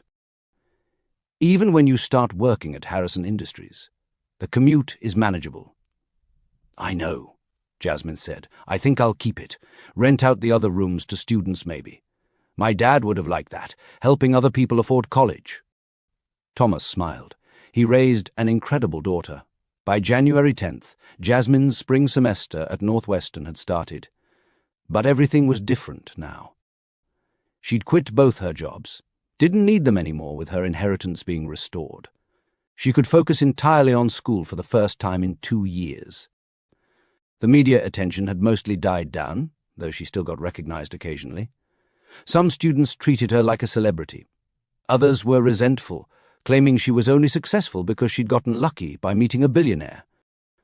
Jasmine tried to ignore the noise and focus on finishing strong. Thomas was back at Harrison Industries full-time, but he was different too. Lighter somehow. More present.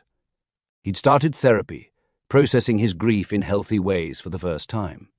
He'd visited Rebecca, Marcus, and Lily's graves and talked to them, told them about Jasmine, about finding a reason to live again, about honoring their memory by helping others.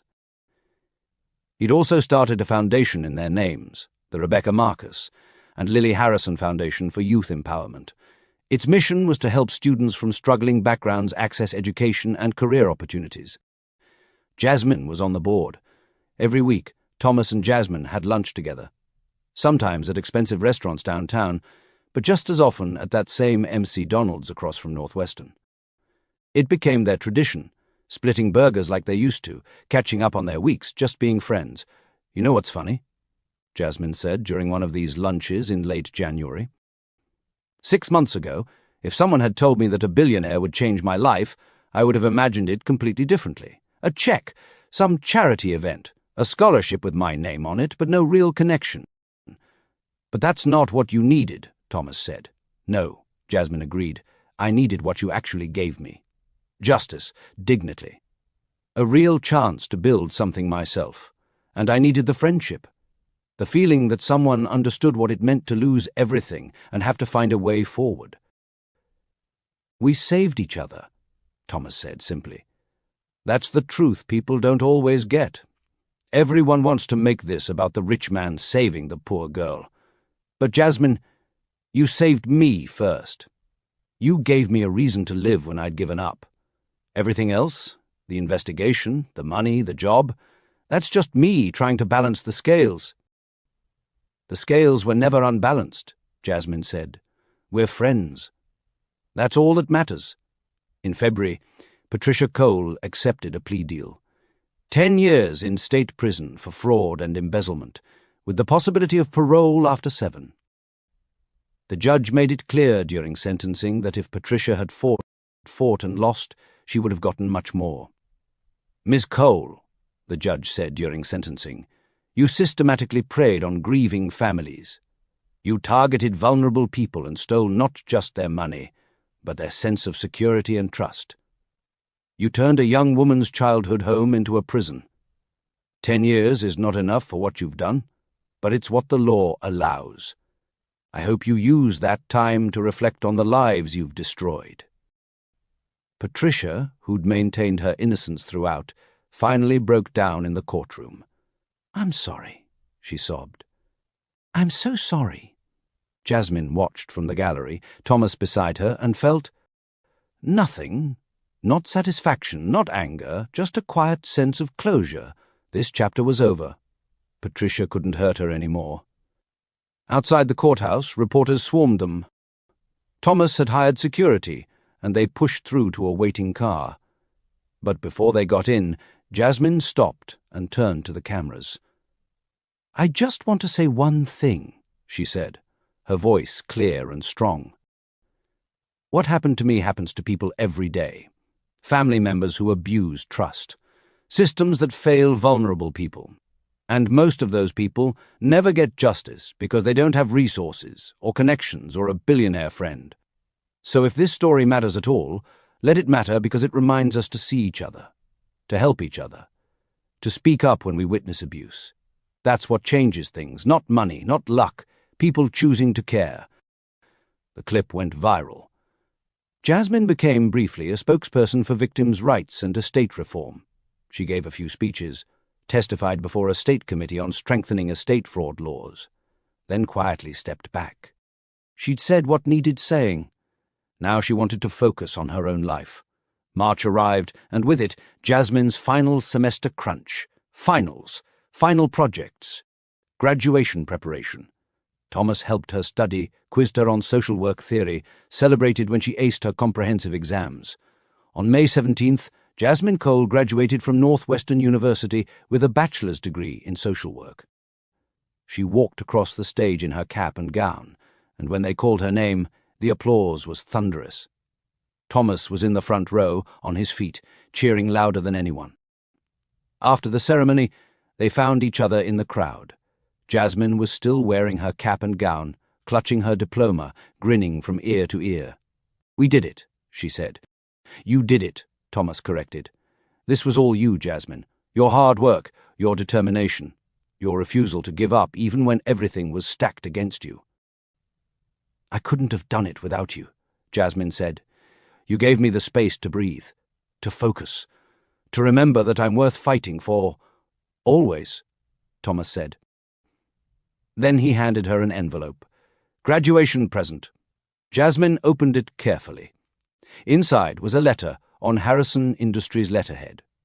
"Dear Ms. Cole, we are pleased to formally offer you the position of Junior Associate in Corporate Social Responsibility at Harrison Industries, starting June 1st, 2025.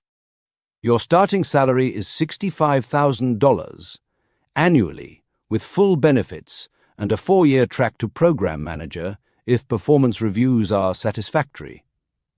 Harrison Industries will fund any graduate education you choose to pursue, master's, PhD, or professional certifications, with no obligation to remain at the company afterward. Believe you have the character, compassion, and drive to make a real difference in this organization and in the world. And in the team, Harrison Industries, ATO. You've every bit of it. Now come on, I'm taking you to dinner to celebrate. And not MC Donald's this time. I'm thinking somewhere fancy." Jasmine laughed. "Can we do both? Fancy dinner, then MC Donald's for dessert. For old time's sake?" "Deal," Thomas said. Hashtag. Chapter 9 and 10, Full Circle and the Future. June 1st, 2025. Jasmine's first day at Harrison Industries. She arrived at 8:30 a.m., wearing a professional blazer and slacks that she'd bought with her own money. Her inheritance had been fully restored by now. $417,000 plus damages and interest, over $500,000 total. She could have bought designer clothes, could have splurged. But Jasmine had grown up with her father's practicality. She'd invested most of the money, kept a reasonable emergency fund, and was living modestly. The house in Evanston was generating income. She'd rented 3 of the 4 bedrooms to Northwestern graduate students, good people who treated the space with respect. She was living in her childhood bedroom, surrounded by memories of her father, and it felt right. Thomas met her in the lobby at 9 a.m., along with Janet Morrison, the CFO who'd been acting CEO during Thomas's absence. "Jasmine Cole," Janet said warmly, shaking her hand. "We've been looking forward to having you on the team. Thomas has told us so much about you." "All good things, I hope," Jasmine said. "The very best," Janet assured her. "Come on, let me show you to your office." Office. Jasmine had an office. A small one, shared with another junior associate, but still. 6 months ago, she'd been sleeping in an attic and eating ramen. Now she had an office with her name on a placard. Her job in corporate social responsibility was everything she'd hoped for. Harrison Industries had always donated to charities, but it had been disorganized, reactive. Jasmine's role was to help develop a comprehensive CSR strategy, identifying causes that aligned with the company's values, building long-term partnerships with nonprofits, measuring impact. It was challenging work, real work, and Jasmine loved it. Thomas was true to his word about mentorship. He met with her weekly, teaching her about business strategy, leadership, how to navigate corporate politics. But he never made it feel like charity. He pushed her, challenged her, expected excellence, treated her like an employee who was being groomed for leadership, not like a friend he was doing a favor. That summer, Jasmine threw herself into her work. She developed a proposal for a scholarship program targeting students from abusive households, kids like she'd been. She pitched it to the board in August, nervous but prepared. The board approved it unanimously, with a $3 million annual budget. The Rebecca Marcus and Lily Harrison Scholarship Fund would launch the following year, providing full-ride scholarships to 20 students annually. Jasmine would oversee it personally. "Your dad would be so proud," Thomas said after the board meeting. "So would yours," Jasmine replied. Because she'd learned about Thomas's father over the months, a factory worker who'd worked 3 jobs to put Thomas through state college, who'd died before seeing his son become successful. Thomas had built Harrison Industries partly to honor that sacrifice. They were both carrying their parents' legacies forward, just in different ways. In September, something unexpected happened. Jasmine was invited to speak at a national conference on family justice and estate reform. The conference was in Washington, D.C., and she'd be on a panel with attorneys, advocates, and legislators. "You should go," Thomas encouraged. "Your voice matters on this. You've lived it." So Jasmine went, and she told her story to a room of 200 people, attorneys, social workers, policymakers, told them about her father, about Patricia, about the systems that had failed her and the resources that had saved her. "I was lucky," she said during her speech. "I happened to meet someone with the power to help me. But thousands of people every year face the same abuse I did, and they don't have that luck. They don't have a Thomas Harrison in their corner, so we need better laws, stronger protections, faster intervention. We need systems that don't require victims to be lucky." The speech was covered by several major news outlets. Jasmine became, once again, briefly famous. This time she handled it better, gave a few follow-up interviews, then firmly declined the rest and went back to work. But the impact was real. 3 states introduced legislation to strengthen estate fraud laws. 2 more created task forces to investigate elder financial abuse. Jasmine testified in Illinois, and the state passed the Marcus-Cole Act, a law requiring third-party oversight when non-family members are managing estates for minors. "Dad would have loved that," Jasmine said when the governor signed it into law. "Having a law named after him.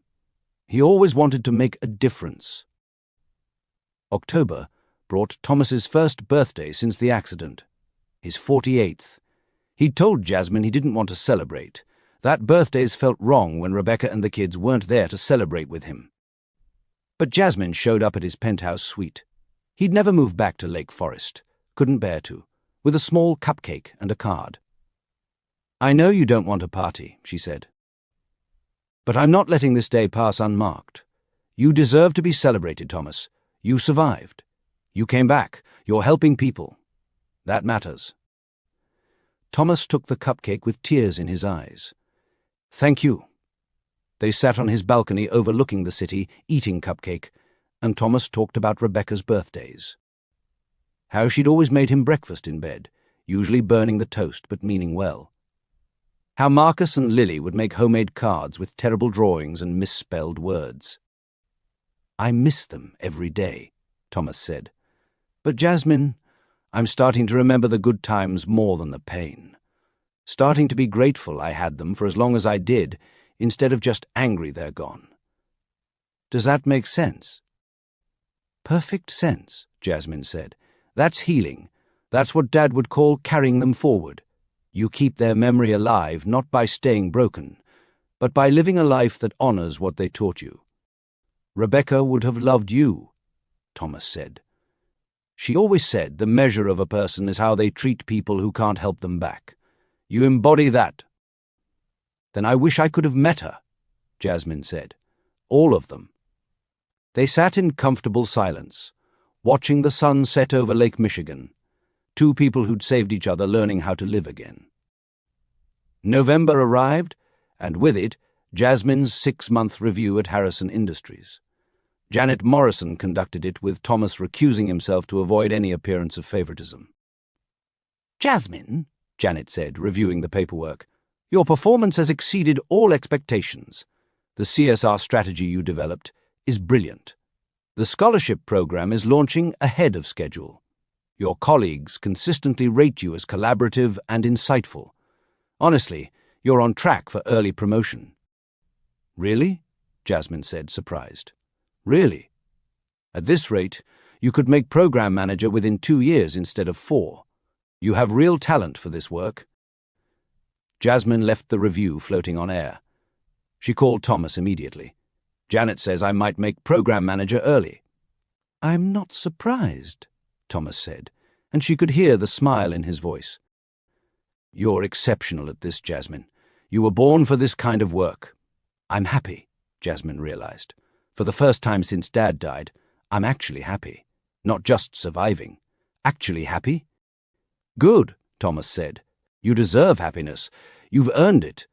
December arrived again, and with it, the 1-year anniversary of the day Jasmine had first stopped to help Thomas on that bench outside Northwestern's library.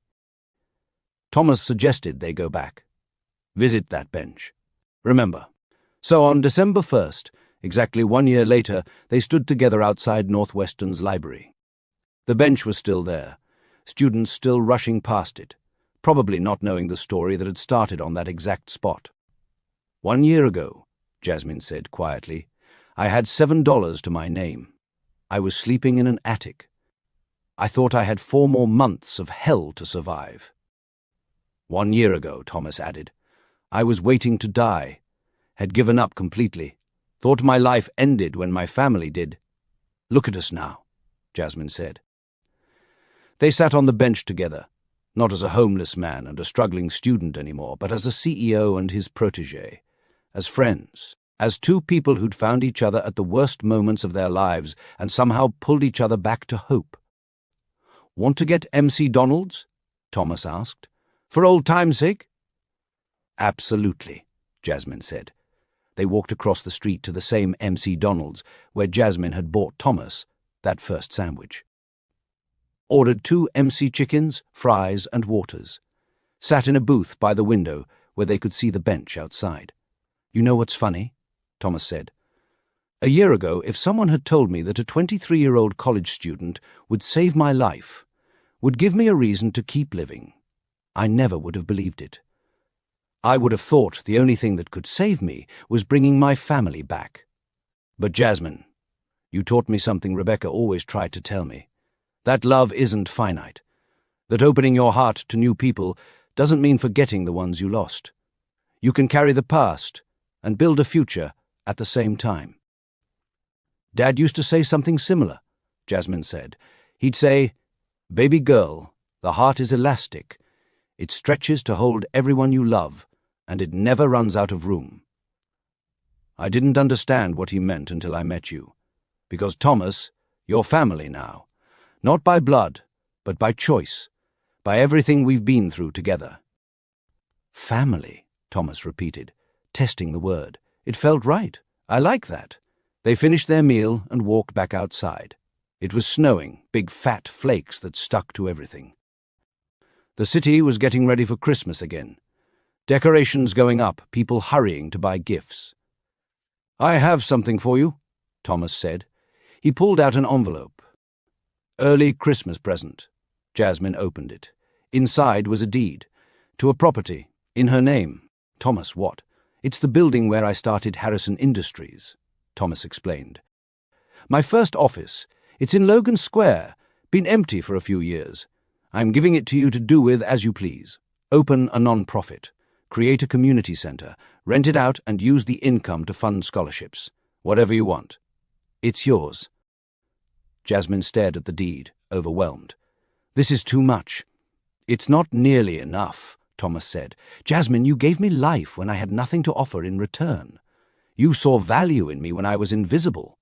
This building started my journey. Now it can start yours, whatever journey you choose." Jasmine threw her arms around Thomas and hugged him tight. "Thank you. For everything. For seeing me too." They stood there on the snowy street, hugging, while students rushed past them on their way to finals and holiday breaks. 2 people who'd been broken, who'd been alone, who'd been ready to give up.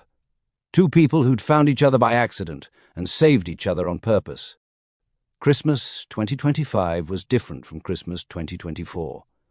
Jasmine spent Christmas Eve at Thomas's penthouse. He'd invited her, along with Janet Morrison and a few other Harrison Industries executives who'd become friends. They had a real celebration. Food, laughter, connection. On Christmas Day, they visited the cemetery together. Thomas brought flowers for Rebecca, Marcus, and Lily. Jasmine brought flowers for her father. They stood together in the cold, paying respects to the people they'd lost, grateful for the time they'd had. "Hi, Rebecca," Thomas said softly, kneeling by his wife's grave. "It's me. I know it's been a while since I visited. I'm sorry for that, but I wanted you to meet someone.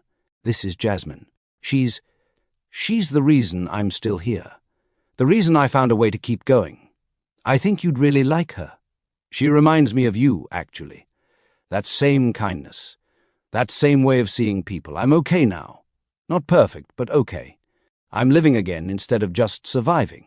And I hope, that would make you happy. I love you. I'll always love you. But I'm learning to carry that love forward instead of letting it bury me. Rest well, my love. Tell Marcus and Lily I miss them every day." Jasmine stood a few feet away, giving Thomas privacy, tears streaming down her face. Then she knelt by her own father's grave. "Hi, Dad. It's me. So much has happened since I was last here. Remember how I told you I was struggling? How Patricia was making my life hell? It's over. She's in prison. The house is mine. Your money is mine. And Dad, I met someone who changed everything. His name is Thomas. He's become family. I think you'd really like him. He's kind and brilliant, and he's teaching me so much. I'm working at a huge company now, making a real difference. And Dad, there's a scholarship program starting next year in your honor. The Marcus Cole Act. Your name is going to help kids for years to come. You'd be so proud. I'm proud. I'm okay now. More than okay. I'm happy. I'm building the life you always wanted for me. I miss you every day, but I'm carrying you forward, just like you taught me. I love you, Dad. They left the cemetery together, quiet but not sad, peaceful. Want to grab McDonald's? Jasmine asked. You read my mind, Thomas said. #Epilogue. 2 years later, December 2027, Chicago. Jasmine Cole stood in the Logan Square building that Thomas had given her, watching contractors put the finishing touches on what would officially open in January as the Marcus Cole Community Center. The building would house multiple programs: a legal aid clinic for estate fraud victims, a food bank, after-school programs for at-risk youth, and a community gathering space. She was 25 now, and the program manager of corporate social responsibility at Harrison Industries, the youngest program manager in company history. She'd earned it through hard work and proven results. The scholarship program was now in its second year, supporting 40 students. The CSR strategy she'd developed had become a model for other companies. She'd testified before Congress twice about estate reform, but more than any of that, she was happy. Genuinely, sustainably happy. Her phone rang. Thomas. Hey, she answered. What's up? Can you come to my office? There's something I want to discuss. On my way. 20 minutes later, Jasmine walked into Thomas's office on the 63rd floor. He was standing by the window, looking out at the city, and something about his posture made her nervous. Is everything okay? She asked. Thomas turned and smiled. Everything's perfect. Sit down. Jasmine sat, confused. I've been thinking a lot about the future, Thomas began. About my role at Harrison Industries, about my priorities, about what I want the next phase of my life to look like. Okay, I'm 50 years old.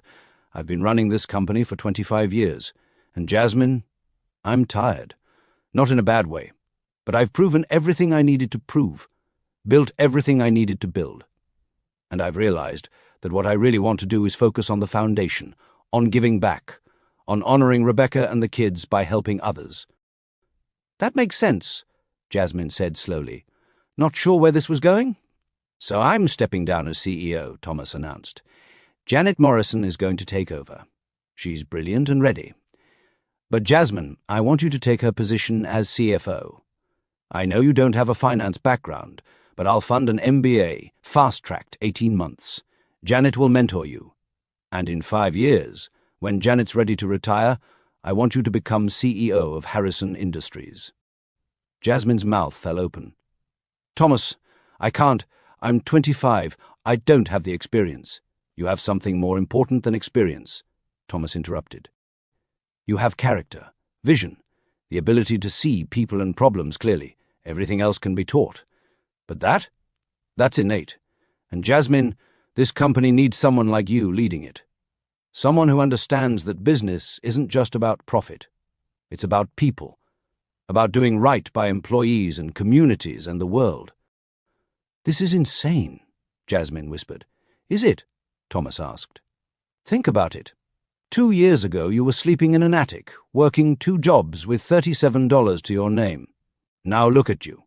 Program manager, running a community center, changed state law.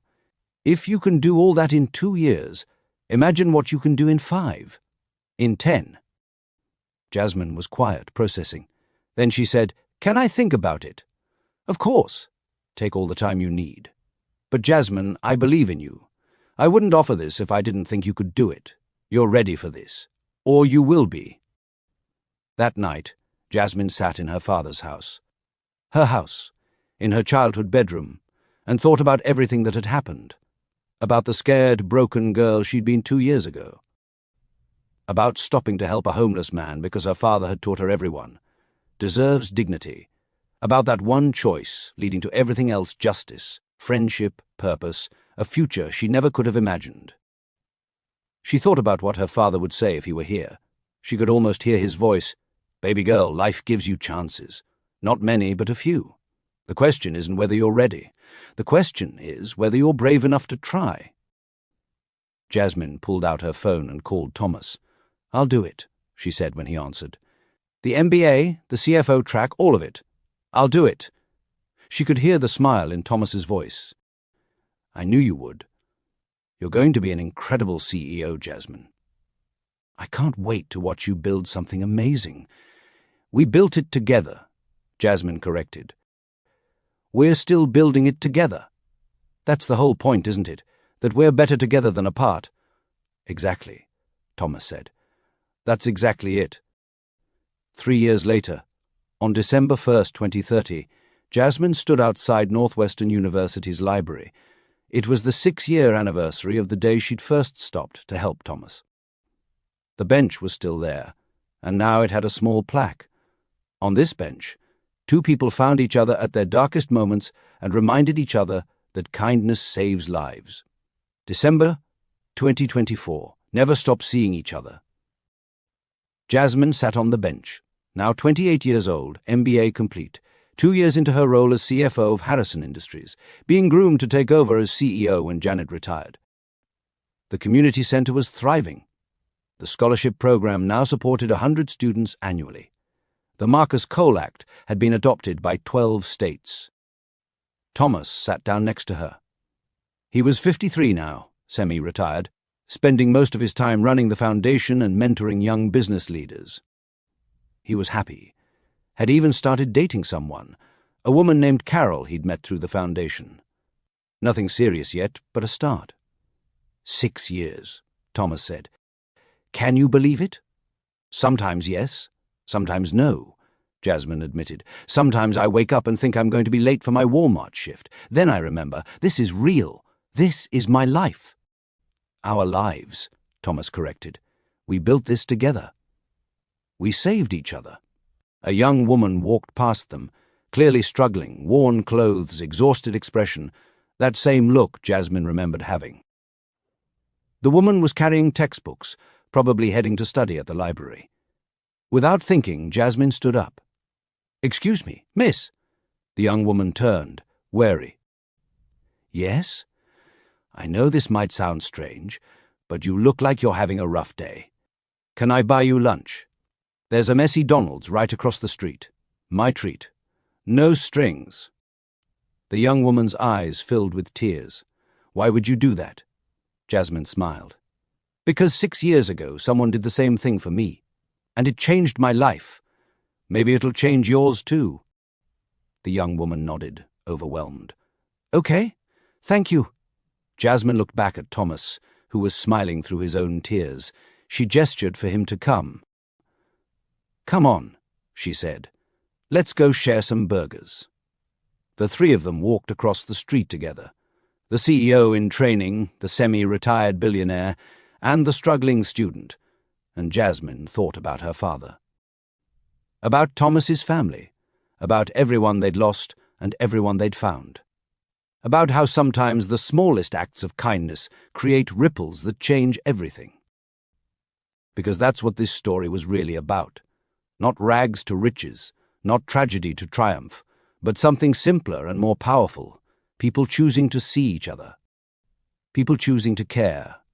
People remembering that we're all just humans trying to survive, and sometimes, just sometimes, stopping to help a stranger can save not one life, but 2, or 3, or 100. Or maybe, if you're lucky and brave and kind, even more.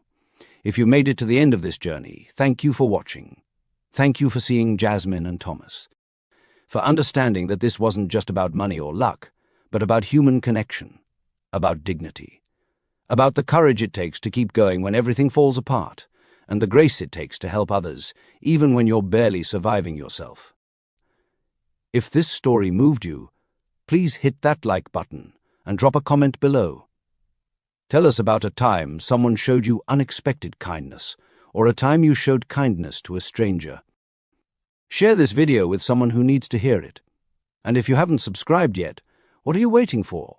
We've got more incredible stories coming your way, stories that remind us why humanity is worth believing in. Remember, you never know whose life you're saving when you stop to care. You never know what small act of kindness might ripple out and change everything. So see each other, really see each other. Choose kindness, choose dignity, choose love. Until next time, this is your reminder that the best things in life aren't things at all. They're people. They're connections. They're the moments when we choose to be better than we have to be. See you in the next story.